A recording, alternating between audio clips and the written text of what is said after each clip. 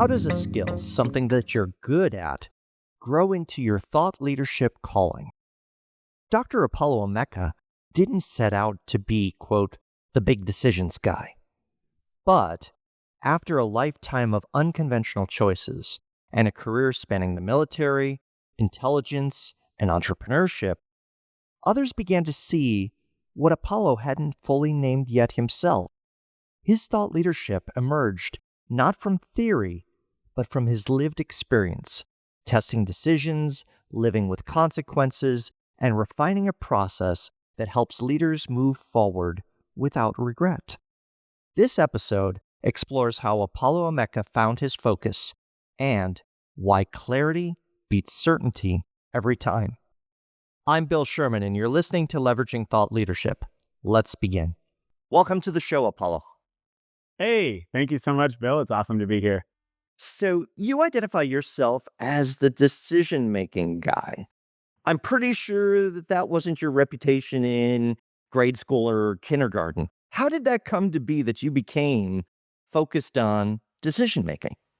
Oh my goodness, I'm so glad that you pointed to grade school because that is really when it started for me. And it's not just decision making, it's big decisions, Bill. It's big decisions. Excellent. So I believe that every single day, everyone has the opportunity to make a decision that is going to alter the course of their life. And I believe that decisions are more powerful than actions because there are not a lot of actions that you can take in one day that are going to set you on a course that redefines your life. But you can, right now, as we're sitting here having this conversation, you could make a decision that alters the course of your life forever. And I gained this awareness of the power of decisions probably when I was in about 4th grade. And I came home from school and walked in the door, put my book bag down. I was one of those kids who took every book to school for some reason. I don't know if you were one, but all my art supplies, all my books, so my backpack always weighed 1,000 pounds. Just in case you needed it. Yeah. In case. In case. Better to have and not need than to need and not have, I've always said. But so There you are with your book bag. I throw it down and I hate school. And my mom is reading a book and she says, oh, well, we were thinking about homeschooling you. And I said, oh my gosh. So for 5th grade, I could just not go back to school. And she said, you don't have to go back tomorrow. And I thought that was irresponsible. I was like, I got to at least finish the week here. And so I finished the week and Monday I didn't go back. And I used to think about that as, oh, that was the time that my parents pulled me out of school. But really, what they were doing is they were handing me the power to decide when I would be enrolled. So every single day from the time that I was 9 years old, I woke up do I still want to do this? Do I want to be in school or do I not? And so I spent a little bit of time in school almost every year until finally dropping out of high school because I just I need to go back. I'm not learning anything. I want to go be social. So, but that was probably the first time that I became aware of the power of decisions because I felt the consequences of making them. I felt the consequences of deciding to go to school and the consequences of not. Okay, so we've got a sense of you making your first sort of agentic decision, if you will, in grade school, which is pretty cool, right? That's still far away from, well, how did this become an area of thought leadership for you? Connect those two dots. Where did you get into thought leadership and how did you realize you were practicing thought leadership for others? Yeah. So that background that I described was incredibly unconventional. And by the time I was 17, I had watched a lot of TV. I loved the X-Files. I loved Saturday Night Live. And so when I was 13, I was dead set on being on Saturday Night Live or being in the FBI, like Mulder and Scully. But I had both. Or both. Yeah. Why choose? He said to the decisions guy, right? Well, and that's the funny thing. You joke, but I ended up, officially dropping out of high school and going straight into the military pursuing the kind of FBI track and deployed to Iraq really quickly. This was like right after 9/11, and came off of active duty. And I had a brother who was in Los Angeles, and he was like, why don't you just move to LA and try to go to USC, and you can pursue the FBI and Saturday Night Live from Los Angeles. So that's what I ended up doing. I minored in theater and I majored in sociology and got an internship at the FBI and ended up checking that box there.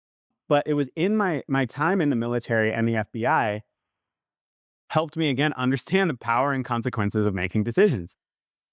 I wasn't acutely aware of this decision dynamic until years later, but I looked up actually this year and I realized that the work that I've done with my clients, the work that I've done in my own life, the most powerful work that I've done has been all around decision making. And I interviewed clients this year about, I actually hired a guy to interview my clients about the most impactful work. And a lot of things came up around decision making, the skills of decision making, but also the actual decisions that came out of that. And so I just realized, oh, this is my life's calling. I need to shed all of the other consulting activities that I'm doing around process and optimization and execution and just strictly focus on helping people make better decisions faster and doing that for free by going on podcasts and and doing lives and things like that, but then also reducing my work to just how do you make big decisions? So let's stay there for a moment. You get feedback, which is a great way of, have a third party ask, what is Apollo good at, right? And what really transformed you? That's a great method to compile because if you ask directly, you'll get different answers. You get this feedback that it centers around decisions. Was it easy to let the other pieces go? The processes, the other consulting work that you did, and focus on decision? Did you wrestle with it, or was it like a moment of epiphany? Let's drill down on that moment when you're sitting with the feedback quietly. Yeah. Well, first I got to plug Jonathan Newman, who has a boutique agency called Good Theory, who did this process for me. He's incredible. He's so easy to talk to, and he was able to get all this great information out of my clients. So without that, I think it would have been a lot harder to do just talking to people myself. So, and I love feedback, but I don't love it directly. So this was an amazing, I want the information, but I don't want somebody to say it to my face. Right. Filtered is good. Filtered is great. Yeah. So that was really valuable process that if you are struggling with, hey, what is my thing? I would highly recommend getting somebody to talk to folks for you. But I would say I have a 3-step process for making decisions. And the first step is deciding with heart and, identifying what is going to be a 10 out of 10 in terms of fulfillment on the outcome. So when you ask me the question of, did I struggle with it? It was like a light bulb moment. It was an epiphany. And I did not struggle. Habitually, I kind of struggled, I guess, to break free from offering these other services that I have. But I was like, I don't even like that stuff. This is the thing that lights me up. But I just didn't really think that it was a thing. I didn't think that decision making was a thing that I could build my whole business on. And so I think I had been settling for years, kind of, I got to do the optimization stuff and the execution stuff. And so I'd been settling. So once I was like freed of it, I was like, oh, it's go time. So this was a case where you went, oh, I don't have to eat my Brussels sprouts to have the thing I enjoy? Yeah, exactly. Okay. Exactly. Okay. So how did you make the pivot? Did you reach out to people and say, hey, I'm going to be focusing on this? How'd you let your network know? How do you make the transformation from doing a number of different things to focusing on one thing? Well, I think, if the way I had been showing up in my business before was I was very, I'll be graceful to myself. I'll say I was very dynamic. And so I dropped out of school in fourth grade and I have a doctorate. I Mhm. was a Green Beret. I was a military intelligence analyst. I was an FBI intelligence analyst. I was an entrepreneur with an exit. And I'm hearing a lot of underachieving. I, so, so I say this to say that I'm just like, I geek out on stuff. I love learning. I love learning new Mhm. things and yeah, I love kind of accomplishing and growing. And so for me, the way that I built my business was essentially like people would come to me with problems and then I would just summon all of these skills and ideas and experiences and build these kind of custom solutions and meet the moment with whatever I thought it needed to be met with. And so when you talk about pivoting, for me, it was fairly easy because my clients were kind of used to me showing up with very novel, unstructured approaches to solving problems. And so what I started doing is I just started inserting the decision stuff. I will say that also what I did when I realized this was a thing, I went on LinkedIn and I said, "Hey, I'm refining how I help leaders and teams set big goals. I'm offering free sessions for people. You know, the benefit for you is you get to set some goals and I get to refine my process and get feedback from you." So I put out that call and I did these sessions with probably about 15 people. And that helped me understand what are the basic tenets that I need to bring into my existing work.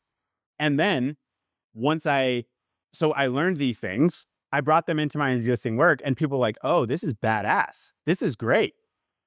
And so then I was able, it was validating.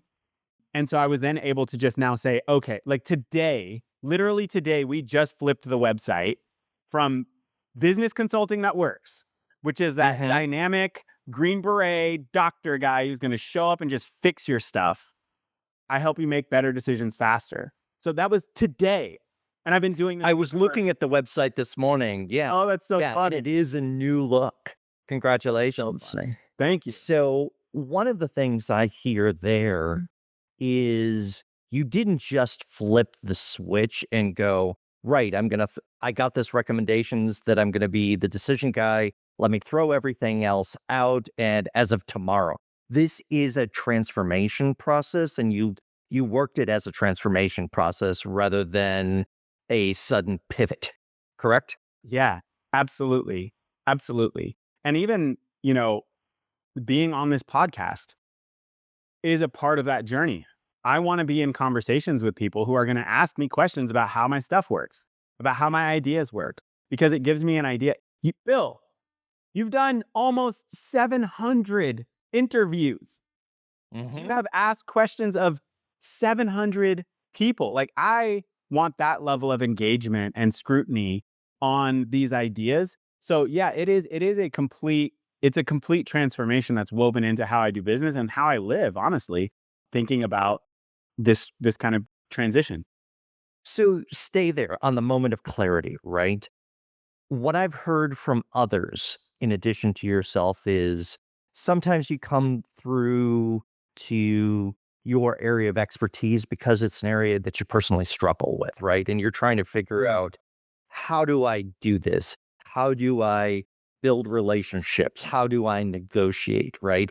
I need to Yeah. get better at that. Or how do I overcome imposter syndrome? Those are all things that can prompt someone with curiosity and a desire to do a deep dive, as well as sort of academic, sort of either training or instinct, to go deep and say, what does the world know? And what can I find that adds to the conversation? For you, it's more the world telling you, hey, you're really good at this. You've been doing it instinctively in some cases. We want the refined version of what Apollo does. And so you went out and tested processes, right? And then said, hey, let me see if this works. Does it? Yeah, Yep. Okay, I got a pattern. Now let me start building and refining from it. absolutely. Absolutely. One of the most astonishing things that I found in this process of validating the method is I asked people to come into these sessions with a list of their goals. And then I put them in a table and I said, okay, we're going to give them a rating, a fulfillment rating. So when you imagine accomplishing this thing on a scale of 1 to 10, 1 being regret and resent, and 10 being excitement and fulfillment, where do these rank? And much to the light of elementary and middle schoolers everywhere, most people would say 6 or 7. Mhm. Is there 6, 7? Yeah. Most people come in, and so it could be like run a marathon, spend more time with my kids, earn $300,000 next year, and going down the list, the goals that people were coming in with were 1 or 2 points above neutral. Because remember, 1 is not sort of fulfilled. 1 is I'm experiencing regret and resentment as a result of accomplishing. This journey was pain, and I wish I didn't go on it. Right. Exactly. The journey was pain, and the destination is unfulfilling.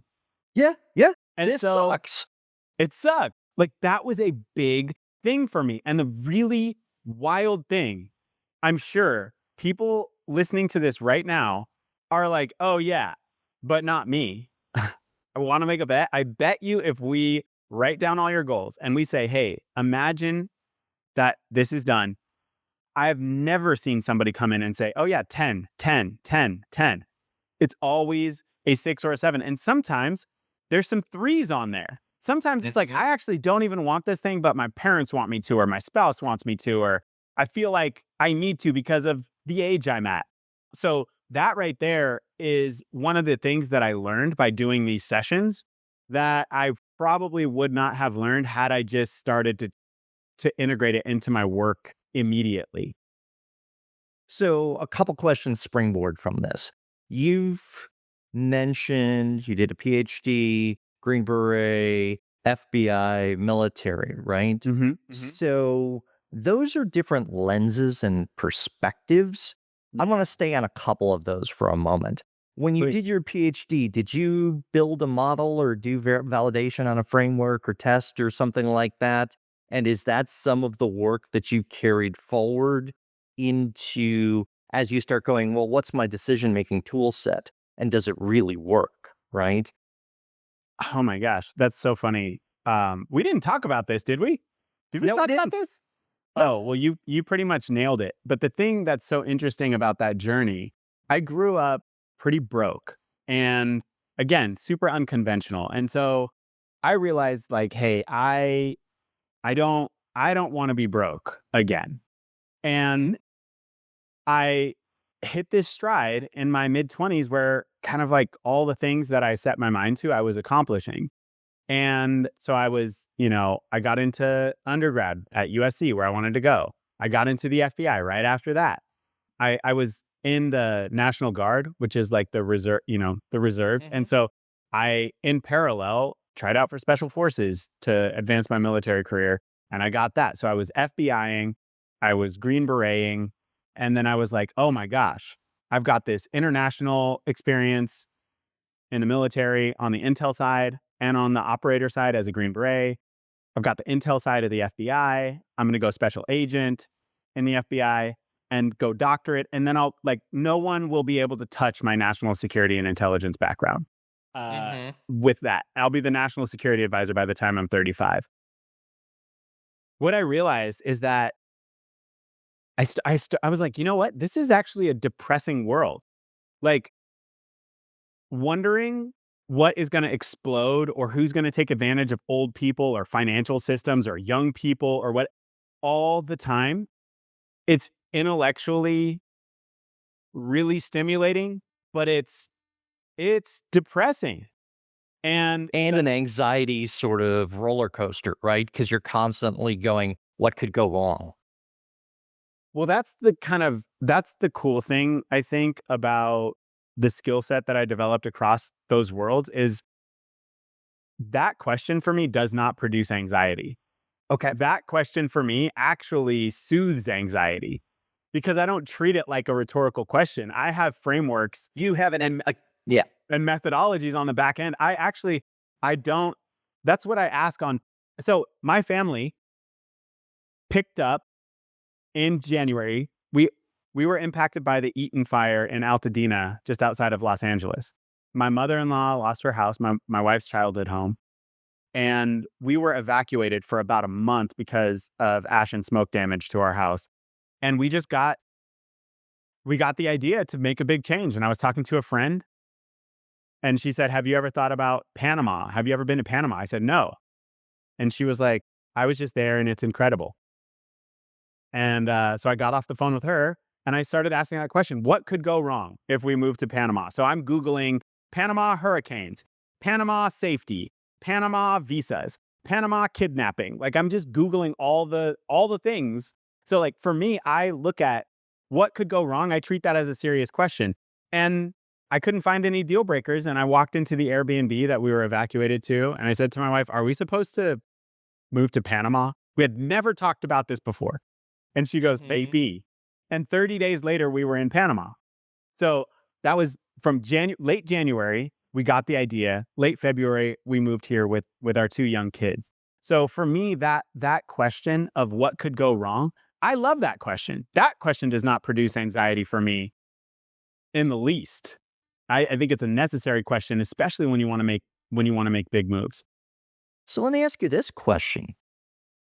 Have you applied that 10-point scale for yourself in terms of the practice of thought leadership? And did that rank as a 10? Did you go, okay, this is in that middle? How did you make the conscious choice to go into thought leadership? Or how are you making the conscious choice on it? Right? So early on, when I work with folks one-on-one, which is the thing that I'm still working with organizations, but I am really focused on helping individuals do this because it is absolute life-changing work. So when I work with the individuals one-on-one, early on in the process, what we do is we establish their big decision. And a big decision has 4 characteristics. It's a 10 out of 10 on fulfillment. It sounds like a toddler's run-on sentence, and I'll tell you why in just a second. People will probably call you crazy, and your big decision makes a lot of little other decisions easy or eliminates them.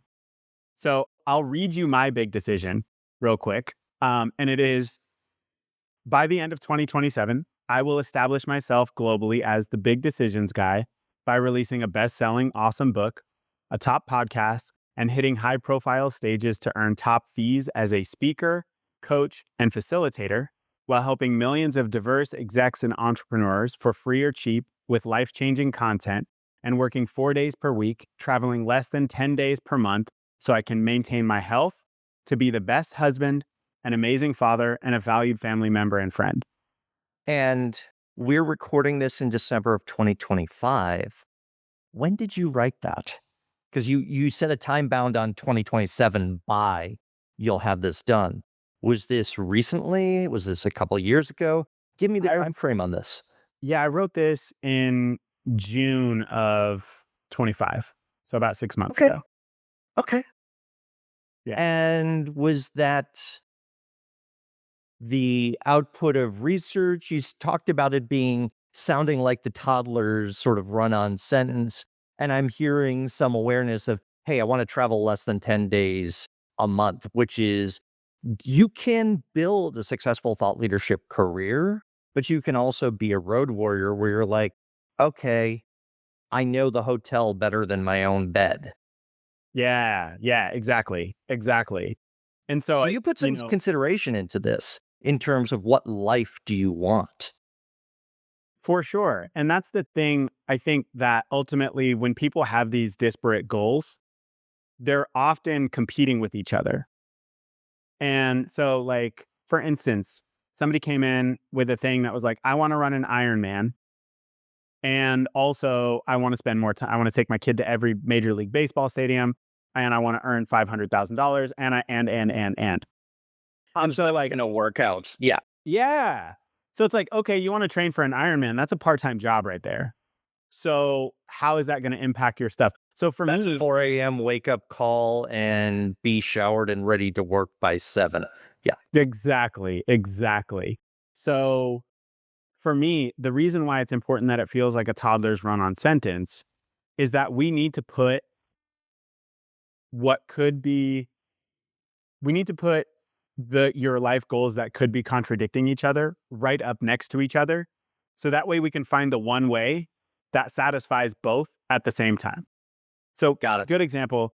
I started, I've been playing tennis for about 2 years, but my wife just started like 4 months ago.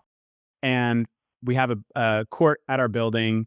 And we just had our second lesson together yesterday. And I've been playing longer than she has. And she plays with another woman who's at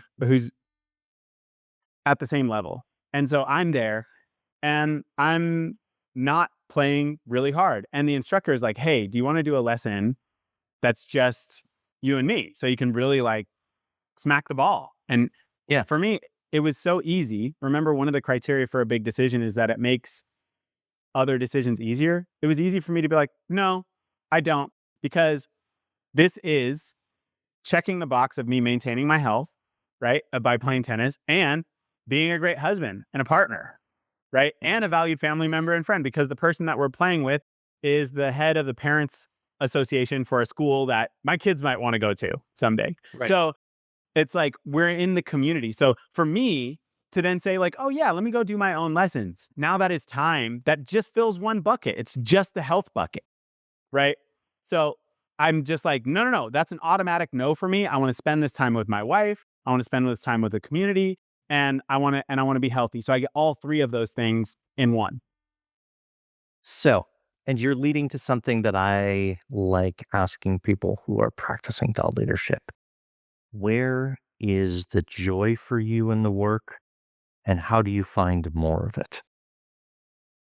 There are three words that I train my clients to eliminate from their vocabulary: can, should, and could. Can, should, and could. Well, I can do this, or I could do this, or I should do that. And all of those words are limited by these, what I call the three decision monsters. The three decision monsters. First one is the feasibility monster, who's like, "Hey, it's impossible. It's too hard. It's not going to work." And this monster has like measuring tapes and graphs and charts and data, and is like, "Don't want that thing. There's no point in wanting it because you can't do it." The second monster is the worthiness monster, and the worthiness monster just looks like a big mirror and is like, "Yeah, it's possible, but not for you, not for someone like you. Yes, somebody else might be able to want this thing and accomplish it, but not you." And then the social monster looks like a big blob of emojis, and it's like, "What are people gonna think if you want this thing? What are people gonna think if you try and you fail? What are people gonna think if you try and you actually succeed and now you become this person or in this place or in the..." And so we're all walking around with these little monsters whispering on our shoulders all the freaking time. Yep. And so for me, the fulfillment is when I see the moment that it clicks for a leader or for a team, when they're like, "Oh, snap. We can actually just listen to our heart. We can actually just do the thing that's going to be fulfilling and meaningful and make us want to jump out of bed every single day." As long as we do the other work. We've been talking a lot about step one, which is decide with heart. The other steps are how you actually make it real. The other G steps. But like that thing of seeing somebody like, "Oh my gosh, the social monster. I don't need to care what people think in this way. I don't need to set my life goals based on these imaginary people who I think are judging me, or based on what my parents think, or based on what my spouse thinks, or based on..." So watching that moment of like, "Oh my gosh, I'm free. I am free to pursue something that is truly fulfilling." Like, I'm on cloud nine every time I have one of those moments. It like juices me up for like a solid 48 hours. So let me flip this question a little bit for you. Now, you've talked about, although you do work with teams and with organizations, your joy is working one on one with individuals on big decisions, right? Yeah. Okay.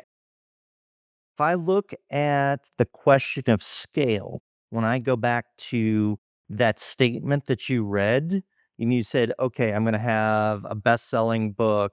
This is going to help a lot of people." And a lot of that scale is going to happen without you in the room or in the Zoom. How are you going to feed that intrinsic sort of reward and feeling on that when people might buy a book or use your ideas, and you never know. You don't get the endorphin hit of that moment where you see them brush off the little monsters from their shoulder, basically, right? Mm-hmm. How do you balance that? Have you thought? Well, I think two things. One, it's all the other stuff in my big decision. Is the way that am I doing work that is enabling me to fill these other buckets of being an awesome dad, of being an awesome friend, so there's that. But there's also this thing of I've been a lot more mindful of later today. I'm doing a lot. I'm going live on LinkedIn, on YouTube, and Instagram. And I've been reaching out to people who register and I'm like, hey, what do you want to hear about? Hey, why are you here? And they're telling me these deeply personal stories. I am at this crossroads and I don't know what to do. I feel like I already know what I do, but I can't I can't commit to the decision. There are other people who are like, hey, this post that was my lowest engagement post of the week. This post changed how I look at my life. And so I think that one of the things that I have learned is that it is important to remain connected and engaged and to see how, like, it's so easy when we talk about thought leadership, it's easy to talk about the products and the channels, books, podcasts. Absolutely. And how are you getting the ideas out there rather than how are you changing lives and making impact? That is it, Bill. That's the thing. And so asking that question, I don't, I'll always be able to ask that question. And I think that if I'm not asking that question, it's a problem. I'm not, it's going to impact my ability to change people's lives. And it's also going to impact my ability to know how my work is helping people or not. So I think I've just been much more thoughtful about engaging with people. And that's a muscle that I'm building and I need to just make a habit. So I think that's a fantastic place to land the conversation is whether you wind up keeping a folder in your email box or on your drive somewhere, keep those responses when people not only share vulnerability, but then also talk about the impact and how your work impacted them. Because without that, it's easy to live in your own head and start just counting likes, reach, and engagement metrics Oh, and forget there are humans on the other side. absolutely. Absolutely. I love it, Bill. Yep. So, Apollo, thank you for joining us today. And good luck on the upcoming book. And we look forward to hearing from you soon and seeing more of you. Thank you so much, Bill. Likewise. If you're interested in organizational thought leadership, then I invite you to subscribe to the OrgTL newsletter. Each month, we talk about the people who create, curate, and deploy thought leadership on behalf of their organizations. Go to the website orgtl.com and choose Join Our Newsletter. I'll leave a link to the website as well as my LinkedIn profile in the show notes. Thanks for listening, and I look forward to hearing what you thought of the show.